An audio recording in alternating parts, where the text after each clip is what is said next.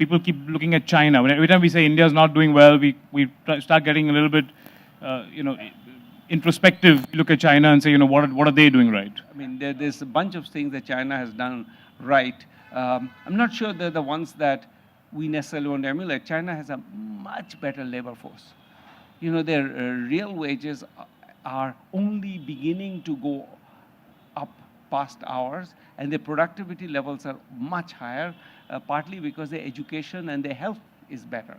So I think we could do what the Chinese did, which is invest much better in education and health. Or, we invest less and we invest less well. So I think that we certainly could do with a better fed, better, healthier, more enterprising, more educated labor force, for example. And I mean, now, most things that China does, I don't know that there's a sense in which you can do that. Is really, I think, point we make in the book is that China is not a recipe.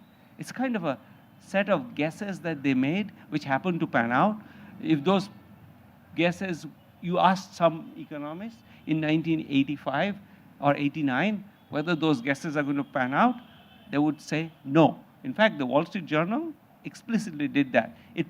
In 89, the Wall Street Journal took on to predict what are the great successes, future successes and failures. And the successes were Zimbabwe. I'll let you absorb that one. Well, they got one right, which is Bangladesh. They actually predicted Bangladesh. And one of the countries that is going to be, held down by the chains of communism is going to be China. So China was going to fail.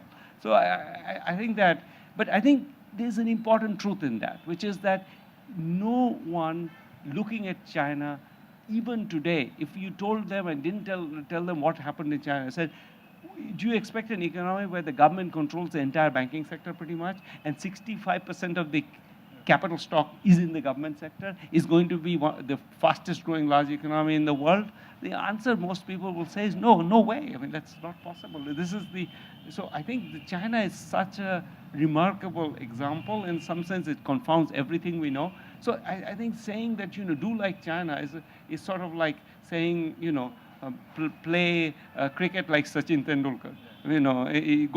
Everybody should play cricket like Sachin Tendulkar, but most of us can't.